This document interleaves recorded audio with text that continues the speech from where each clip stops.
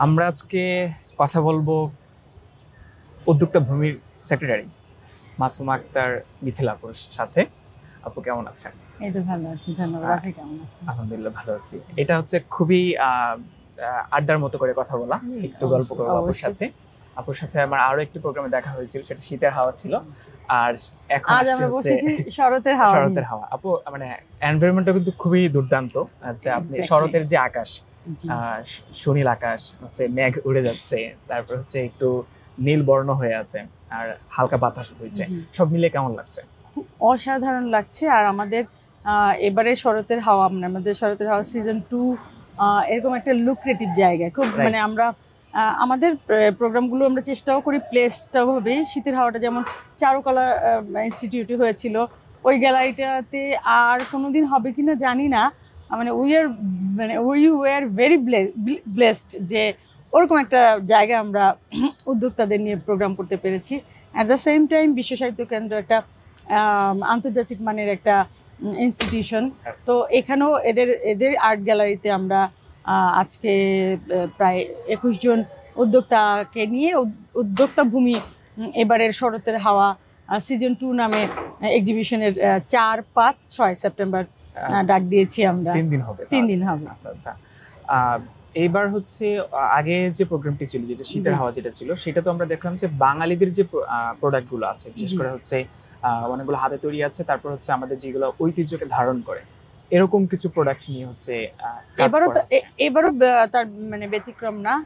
আমরা আমাদের কোর দেশজ জিনিস রিপ্রেজেন্ট করছি, যেমন কুমিল্লার খাদি, রাজশাহীর সিল্ক, মসলিন, তারপর পিওর কটন, তারপর নকশি কাঁথা। আমাদের দেশজ কারিগর, আমাদের দেশজ ম্যাটেরিয়ালস, এগুলো নিয়েই আমরা কাজ করছি মূলত। আচ্ছা আচ্ছা। এই যে এখন এইবারে শরতের হাওয়ার যে প্রোগ্রামটা, এই প্রোগ্রামটা আসলে মানে বেসিক, মানে একদম যে একটা গোল উদ্দেশ্য যে থাকে, একটা হচ্ছে বিজনেস তো ডেফিনেটলি থাকে, বিজনেসের বাইরে আপনাদের উদ্দেশ্যটা আসলে কি? অ্যাকচুয়ালি উদ্যোক্তা ভূমি প্ল্যাটফর্মে বিপ্লব শাহদাদার যে স্বপ্নটাকে কেন্দ্র করে আমরা এটাকে ধারণ করছি, বহন করছি। গুণগত মানসম্পন্ন প্রোডাক্ট এবং সেই প্রোডাক্ট সম্পর্কে জেনে বুঝে প্রেজেন্টেশনের যে ব্যাপারটা, আমি যেটা ধারণ করছি, বহন করছি, এটা সম্পর্কে আমাকে সম্মুখ মানে তথ্য জ্ঞান থাকতে হবে। আমি এই শাড়িতে একটা ডিজাইন কেন করলাম, এই মোটিভটা কেন ইউজ করলাম, এই কালারটা কেন ইউজ হলো, এগুলোর একটা ব্যাখ্যা থাকছে। যেমন আমাদের শরতের হাওয়া কনসেপ্টে যেমন শরতের একটা নীলটা যেন থাকে, সবাই শরতের নীলটাকে মাথায় রেখেছে।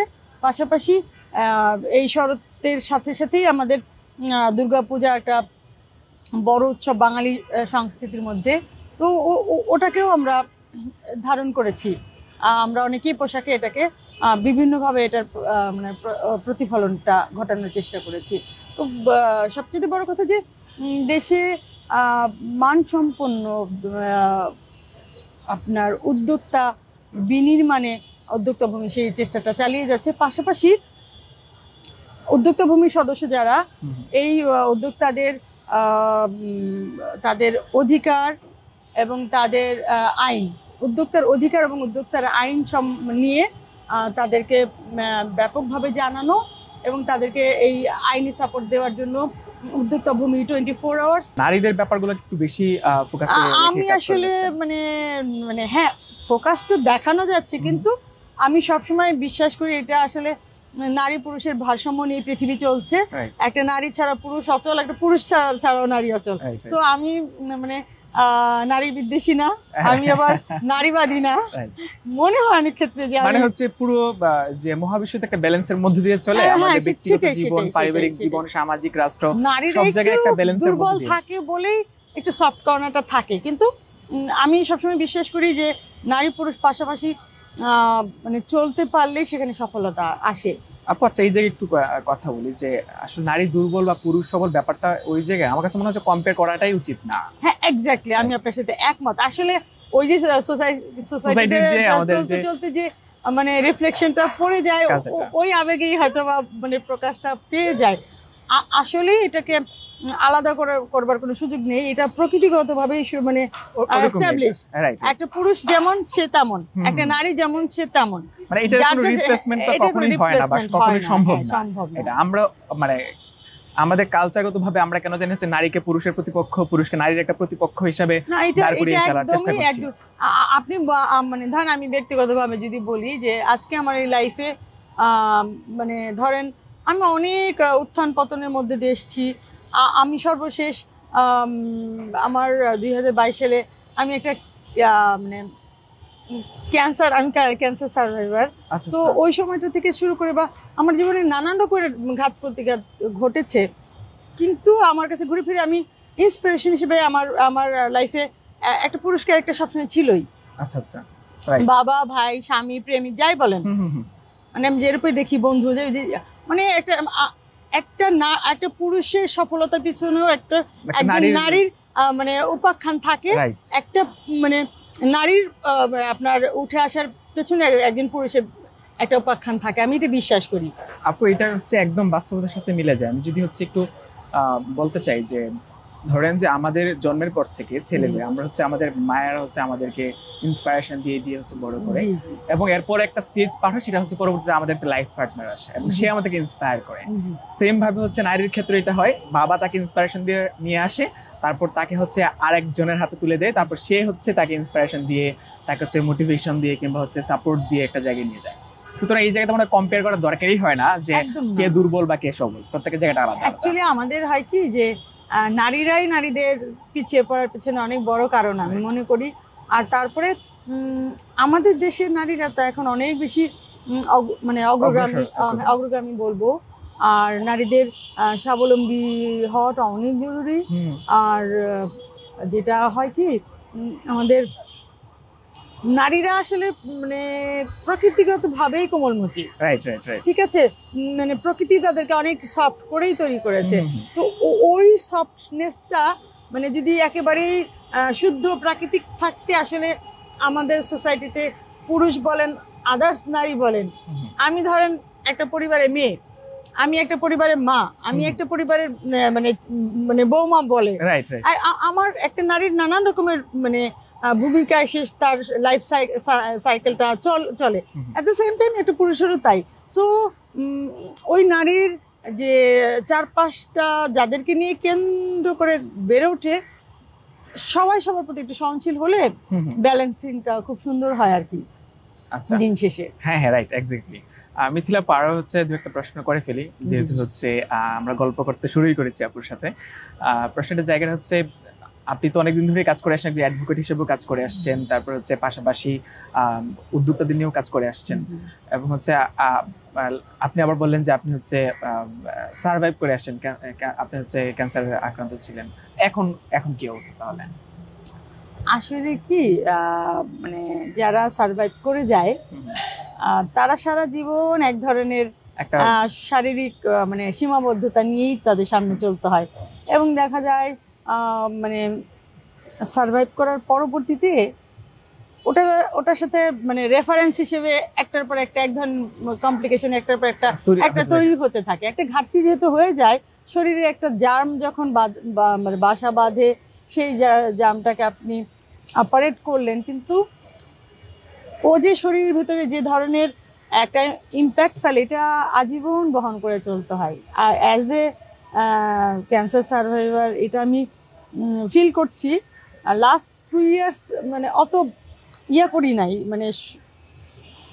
মানে চলে গেছি, মনে হচ্ছে না জয় করে ফেলেছি, তো তেমন কিছু না। আর আমার ক্যান্সারটা মনে করেন যে 100% রিকভারি করার মতো, কিন্তু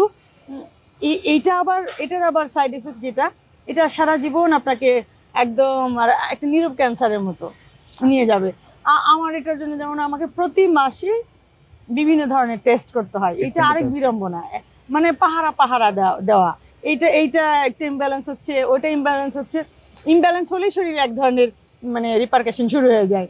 এগুলো সব ব্যালেন্স করে চলছেন বা ব্যালেন্স করে চলছেন। আমরা সাধারণত দেখি যে আসলে কেউ ক্যান্সার আক্রান্ত হওয়ার পরে একদমই হতাশ হয়ে যায়, মানসিক জোট থাকে না, এবং একটা মনে হয় যে হ্যাঁ এখন তো আর হচ্ছে একটা সময় গিয়ে মনে হয় যে হয়তো জীবনের শেষ প্রান্তে চলে আসছে, এরকমও মনে হয় মানুষের কাছে।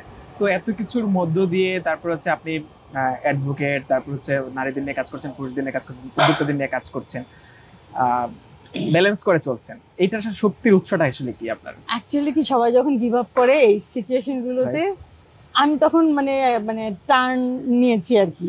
আর ওখান থেকেই মিতার গল্পটার যাত্রাটা শুরু বেসিক্যালি। আমি ফ্যাশন ডিজাইনিং পড়াশোনা করেছি আরো 20 বছর আগে। ওই সময় পরিবারগুলোতে ফ্যাশন ডিজাইনার এই ক্যারিয়ার হতে পারে, মানে ডিজাইনিংটা, ওটা পরিবার থেকে আমাদের সোসাইটিতেই মানে ওটা অ্যাকসেপ্টেড ছিল না।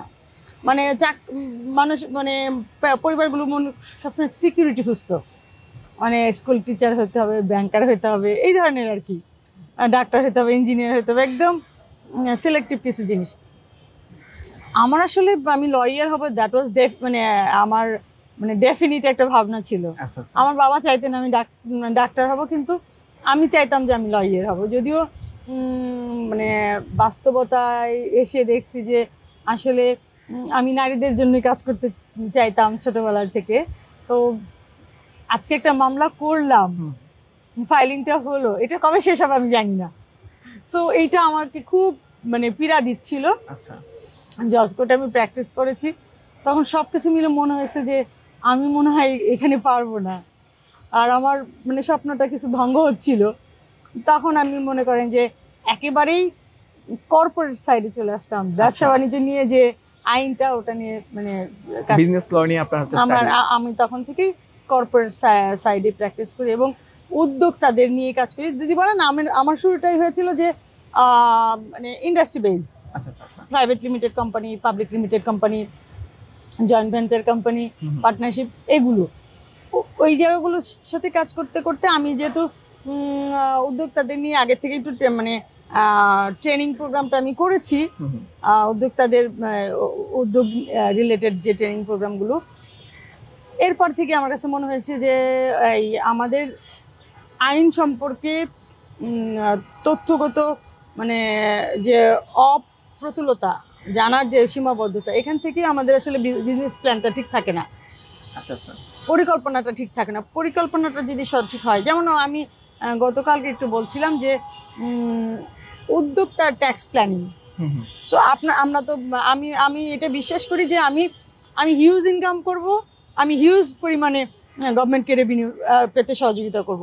আমার মানে নারী পুরুষ নির্বিশেষে মনে করেন যে গভর্নমেন্টের মানে সাবসিডি দেওয়ার নানান রকমের উইংস খোলা থাকে, আমরা অনেকে জানি না মানে কোথায় কোথায় আমি সুযোগটা পেতে পারি।